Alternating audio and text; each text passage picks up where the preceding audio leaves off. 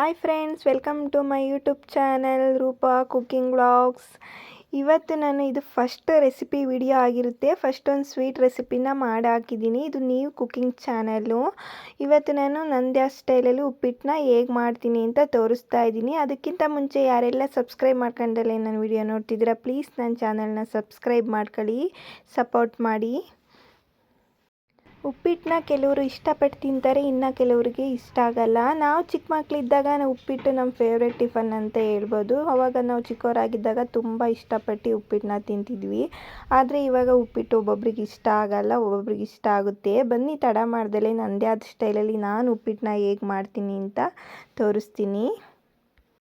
ನಾನು ಮಾಡ್ತಿರೋದು ತರಕಾರಿ ಉಪ್ಪಿಟ್ಟು. ಪ್ಲೈನ್ ಉಪ್ಪಿಟ್ಟು ಮಾಡೋದಕ್ಕಿಂತ ತರಕಾರಿ ಎಲ್ಲ ಹಾಕಿ ಮಾಡಿದ್ರೆ ತುಂಬ ಚೆನ್ನಾಗಿರುತ್ತೆ ಅಲ್ವ. ಇಲ್ಲಿ ನಾನು ಕ್ಯಾರೆಟು ಮತ್ತು ಬೀನ್ಸು, ಆಲೂಗೆಡ್ಡೆನ ಸಣ್ಣದಾಗಿ ಹೆಚ್ಚಿಕೊಂಡಿದ್ದೀನಿ. ಮತ್ತು ಒಂದು ಸ್ವಲ್ಪ ತೆಂಗಿನಕಾಯಿ ತುರಿ, ಒಂದು ಸ್ವಲ್ಪ ಕೊತ್ತಂಬರಿ ಸೊಪ್ಪು, ಒಂದು ಸ್ವಲ್ಪ ಹಸಿ ಕರಿಬೇವಿನ ಸೊಪ್ಪು, ಒಂದು ಸ್ವಲ್ಪ ಬಟಾಣಿನ ತೊಗೊಂಡಿದ್ದೀನಿ. ಮತ್ತು ಇಲ್ಲಿ ಒಂದು 4 ಈರುಳ್ಳಿನ ಉದ್ದುದ್ದಕ್ಕೆ ಹೆಚ್ಚಿಕೊಂಡಿದ್ದೀನಿ, ಒಂದು 4 ಹಸಿರು ಮೆಣಸಿನ್ಕಾಯಿ. ಇವಾಗ ಸ್ಟವ್ ಮೇಲೆ ಒಂದು ಕುಕ್ಕರ್ ಇಟ್ಕೊಂಡು ನೀರು ಚೆನ್ನಾಗಿ ಬಿಸಿ ಆದಮೇಲೆ ನಾನಿಲ್ಲಿ ತರಕಾರಿನೆಲ್ಲ ಹಾಕ್ಕೊತಾ ಇದ್ದೀನಿ. ಮಿಕ್ಸ್ ತರಕಾರಿ ಹಾಕೋದ್ರಿಂದ ಉಪ್ಪಿಟ್ಟು ಟೇಸ್ಟ್ ಚೆನ್ನಾಗಿರುತ್ತೆ. ತರಕಾರಿ ಮತ್ತು ಬಟಾಣಿನ ಹಾಕ್ಕೊಂಡು ಒಂದು ಸ್ವಲ್ಪ ಉಪ್ಪು ಹಾಕ್ಕೊಂಡು ತರಕಾರಿನ ಸಪ್ರೇಟಾಗಿ ನಾನು ಒಂದು 2 ವಿಷಲ್ ಹಾಕಿಸ್ಕೊತಾ ಇದ್ದೀನಿ. ಈಗ ತರಕಾರಿ ಎಲ್ಲ ಬೇಯೋದ್ರೊಳಗೆ ನಾನು ಇಲ್ಲಿ ರವೆ ಹುರ್ಕೊಳ್ಳೋಣ ಅಂತ ಸ್ಟವ್ ಮೇಲೆ ಒಂದು ಬಾಣಲಿ ಇಟ್ಕೊಂಡು ಒಂದು 2 ಸ್ಪೂನ್ ಎಣ್ಣೆನ ಹಾಕ್ಕೊತಾ ಇದ್ದೀನಿ. ಎಣ್ಣೆ ಹಾಕ್ಕೊಂಡಿದ್ದಾದಮೇಲೆ ನಾನಿಲ್ಲಿ ಬನ್ಸಿ ರವೆ, ದಪ್ಪ ರವೆ ಬರುತ್ತಲ್ಲ ಆ ರವೆನ ನಾನಿಲ್ಲಿ 1 ಬಟ್ಲಷ್ಟು ಹಾಕ್ಕೊತಾ ಇದ್ದೀನಿ. ಮತ್ತು ಸೂಜಿ ರವೆ, ಸಣ್ಣ ರವೆ ಬರುತ್ತಲ್ಲ ಅದನ್ನು ನಾನಿಲ್ಲಿ 2 ಬಟ್ಲಷ್ಟು ಹಾಕ್ಕೊತಾ ಇದ್ದೀನಿ. ಮಿಕ್ಸಲ್ಲಿ ಹಾಕೋದ್ರಿಂದ ರವೆನ ಉಪ್ಪಿಟ್ಟು ಟೇಸ್ಟು ಚೆನ್ನಾಗಿರುತ್ತೆ ನೋಡಿ. ಇವಾಗ ಸ್ಟವ್ನ ಲೋ ಫ್ಲೇಮಲ್ಲೇ ಇಟ್ಕೊಂಡು ಉಪ್ಪಿಟ್ಟು ರವೆನ ಚೆನ್ನಾಗಿ ಹುರ್ಕೊಬೇಕು. ಅದೊಂದು ಸ್ವಲ್ಪ ಕ್ರಿಸ್ಪಿ ಆಗೋವರೆಗೂ ರವೆನ ಹುರ್ಕೊಬೇಕು. ಲೋ ಫ್ಲೇಮಲ್ಲಿ ಇಟ್ಕೊಂಡು ಹುರ್ಕೊಳ್ಳಿಲ್ಲ ಅಂದರೆ ಜಾಸ್ತಿ ಸ್ಟವ್ನ ಉರಿ ಕೊಟ್ಕೊಂಡ್ರೆ ರವೆ ಎಲ್ಲ ಸಿಗುತ್ತೆ, ಆದರೆ ಅದು ರವೆ ನೀಟಾಗಿ ಹುರ್ಕೊಂಡಿರಲ್ಲ. ಅದಕ್ಕೋಸ್ಕರ ರವೆನ ಹುರಿಯೋದ್ರಿಂದನೇ ಉಪ್ಪಿಟ್ಟು ಟೇಸ್ಟು ಚೆನ್ನಾಗಿರೋದು, ಇಲ್ಲಾಂದರೆ ಹಸಿ ಹಸಿ ಥರ ಆಗಿಬಿಡುತ್ತೆ ನೋಡಿ. ನಾನಿಲ್ಲಿ ಈ ಥರ ರವೆನ ಹುರ್ಕೊತಾ ಇದ್ದೀನಿ ನೋಡಿ. ಇವಾಗ ರವೆನ ಹುರ್ಕೊಂಡಿದ್ದಾಯಿತು. ಇವಾಗ ಒಂದು ತಟ್ಟೆಗೆ ನಾನು ಅದನ್ನು ಸಪ್ರೇಟಾಗಿ ಎತ್ತಿಕೊಂಡು ಅದೇ ಬಾಣಲಿಗೆ ಒಂದು 4ರಿಂದ 5 ಸ್ಪೂನ್ ಎಣ್ಣೆನ ಹಾಕ್ಕೊತಾ ಇದ್ದೀನಿ.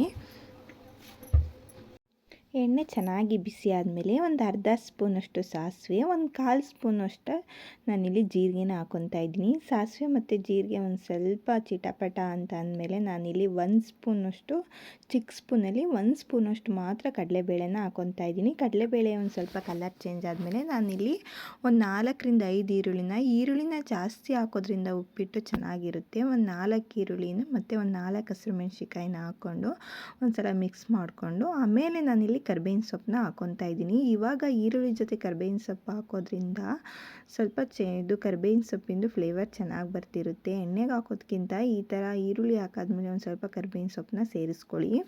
ಕರಿಬೇವಿನ ಸೊಪ್ಪು ಹಾಕಿದ್ದಾದ್ಮೇಲೆ ಒಂದು ಸಲ ಮಿಕ್ಸ್ ಮಾಡಿಕೊಂಡು ಈರುಳ್ಳಿ ಒಂದು ಸ್ವಲ್ಪ ಕಲರ್ ಚೇಂಜ್ ಆಗೋವರೆಗೂ ಎಣ್ಣೆಲಿ ಬಾಡಿಸ್ಕೊಬೇಕು. ಜಾಸ್ತಿ ಏನು ಬಾಡಿಸ್ಕೊಬಾರ್ದು, ಒಂದು ಸ್ವಲ್ಪ ಕಲರ್ ಚೇಂಜ್ ಆದರೆ ಸಾಕು. ಸ್ಟವ್ನ ಮೀಡಿಯಮ್ ಫ್ಲೇಮಲ್ಲೇ ಇಟ್ಕೊಂಡು ನಿಧಾನಕ್ಕೆ ಈರುಳ್ಳಿನ ನೀಟಾಗಿ ಹುರ್ಕೊತಾ ಇದ್ದೀನಿ ನೋಡಿ. ಇವಾಗ ಈರುಳ್ಳಿ ಎಲ್ಲ ಚೆನ್ನಾಗಿ ಬಾಡಿದೆ. ನಾನು ಉಪ್ಪಿಟ್ಟಿಗೆ ಟೊಮೊಟೊ ಯೂಸ್ ಮಾಡಲ್ಲ, ನಾನು ಹಾಗೆ ಮಾಡೋದು. ಇವಾಗ ಅರ್ಧ ಸ್ಪೂನ್ ಅರಿಶಿನ ಪುಡಿ ಹಾಕ್ಕೊಂಡು ಒಂದು ಸಲ ಮಿಕ್ಸ್ ಮಾಡಿಕೊಂಡು ಆವಾಗಲೇ ತರಕಾರಿ ಎಲ್ಲ ಬೇಯಿಸಿಕೊಂಡಿದ್ವಲ್ಲ ಅದನ್ನು ನಾನಿಲ್ಲಿ ನೀರು ಸಮೇತನೇ ತರಕಾರಿನ ಹಾಕ್ಕೊತಾ ಇದ್ದೀನಿ.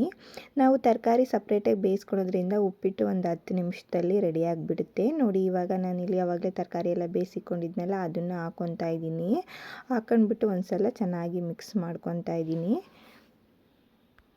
ತರಕಾರಿ ಹಾಕಿದ್ಮೇಲೆ ಒಂದು ಸಲ ಚೆನ್ನಾಗಿ ಮಿಕ್ಸ್ ಮಾಡಿಕೊಂಡು ನಾನಿಲ್ಲಿ ಒಂದು ಸ್ವಲ್ಪ ಉಪ್ಪನ್ನ ಹಾಕ್ಕೊತಾ ಇದ್ದೀನಿ. ಆವಾಗಲೇ ತರಕಾರಿ ಬೇಯಿಸೋಕ್ಕೂ ಉಪ್ಪು ಹಾಕ್ಕೊಂಡಿದ್ನಲ್ಲ, ಅದಕ್ಕೋಸ್ಕರ ರುಚಿಗೆ ಎಷ್ಟು ಬೇಕೋ ಅಷ್ಟನ್ನು ನೋಡಿ ಉಪ್ಪನ್ನ ಹಾಕ್ಕೊಳ್ಳಿ.